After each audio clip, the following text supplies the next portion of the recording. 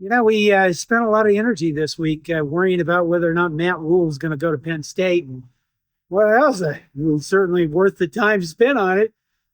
People complaining that I wish he'd just declare that he wasn't going. We should throw a big contract and an extension to him, and then he'll stay. Well, I don't think you have to worry about any of those things right now. I'm pretty sure Penn State would be really stupid to hire him. We were at this point last year. Listen, is the season lost? No. Do we have a better team than we've had in a while? Yes. Did we come to Minnesota and shit all over ourselves? I literally just shit all over ourselves. Yes. I would be in the bathroom if I wasn't at home.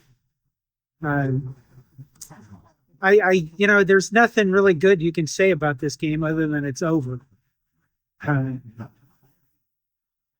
Everything about this week was kind of a mess. They wore the surrender whites. There were guys in my Slack room complaining about it. I didn't think too much about it, but by God, it's another loss in the surrender whites. Now, one of the things you can say about this loss is they sure as hell look like they surrendered because you had a defense. I didn't look at the stats. I don't have them with me because I'm at the game. I know we gave up over 300 and some yards. We let Drake Lindsay, who I think is a decent quarterback, made him look like he could win a Super Bowl. I don't know what the defense was doing.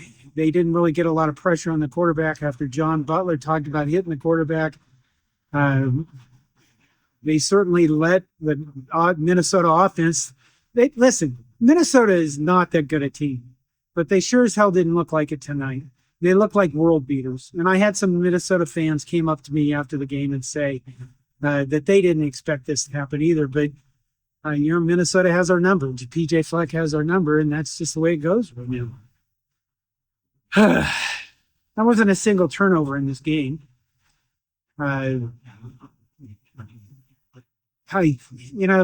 Listen, my granddaughter is in this pickup over here. And as we're leaving, she's making up names for Dylan Cryle, gave up 5 sacks in the first half. I don't know what he was doing because he looked completely terrified to throw the ball to anything other than a check down. And even then, he did not play well. That's not even an understatement. He played terribly.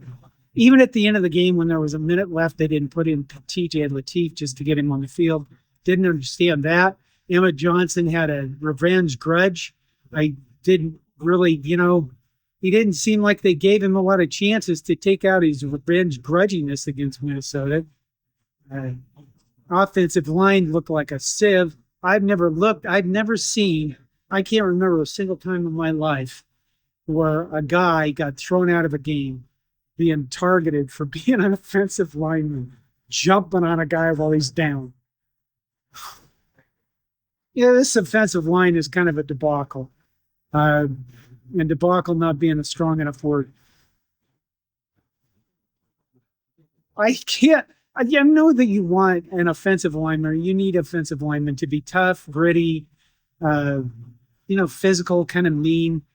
But you don't want them to be stupid. And everything Elijah Pritchett did was pretty stupid. It's just unfathomable what that guy was thrown out of the game for. Where his brain is at. I don't know if that's something you can rescue. I'm sure that goes into coaching. What else can I say about this? It's a loss.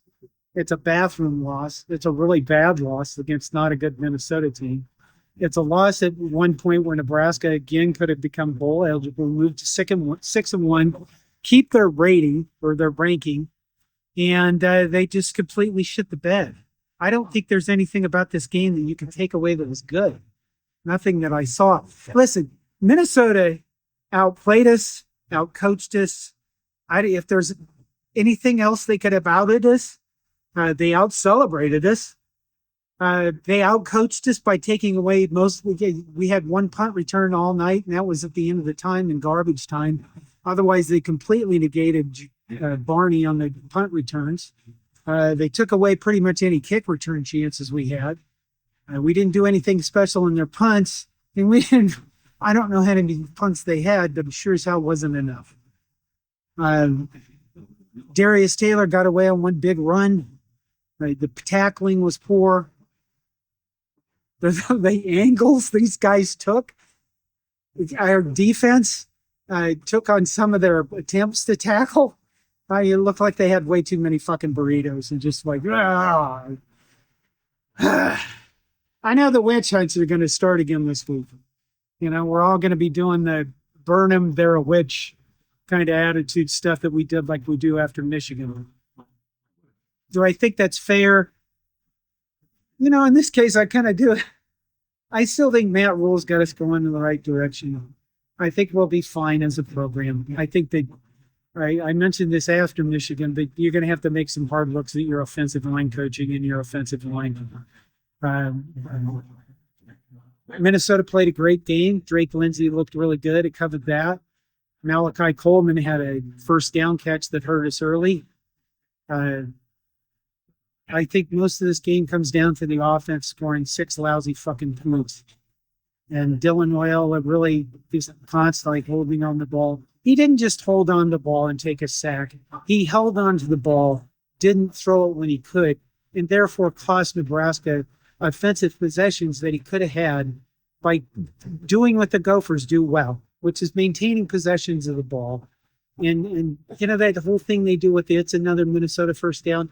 I suppose people think that's stupid and annoying, but it's pretty fitting for the way they play football. Minnesota fans weren't really I had nobody give me a lot of shit about it. Most of them were pretty like, wow, I can't believe this happened. I'm not sure what else to say about this one, except let's move on to next week. What I hope doesn't happen is this swoon like we did last year, where we got right to the edge of bowl eligibility, and then we just shit ourselves for the next few weeks. That can't happen this year. It can't happen this year and have us expect that we're going in the right direction. And I do think we're going in the right direction. The surrender rights, this fucking thing should be burned, and nobody should ever bring it up again. Nobody should ever even give an option to anybody about wearing those uniforms. They didn't cost us this game. I think the only thing I can say really at the end of this game is Nebraska acted like a team that looked like a team that thought it was accomplishing something. And they acted like a team that thought they were just going to show up and win the game. And they really, to this point, they've played well. They've won some games. Got to 5-1, but they haven't accomplished a damn thing. And it's really sad that they showed up here and really just I have mailed it in. And I saw one Nebraska fan in the elevator, and he just said, it was a boring game. You know who enjoyed it, though? It was my son, his son of a bitch, sitting in the car over here while we're waiting in the parking lot to get the hell out of here. We'll probably get out of here in about 8 weeks. We'll probably get this video in about 8 weeks. He enjoyed himself immensely. I have never seen such vigor and clapping and cheering for their home team kicking our ass. And now I'm going to have to put up with that shit for another 2 years because we don't play them next year, if I remember correctly. I don't know what else to say. Don't get too down. Don't be burning shit. Yeah, I take that back. We probably should burn something. Start the witch trials. Yeah, there is no hope. Fuck everything. Go Big Red. You knew I had the end of that.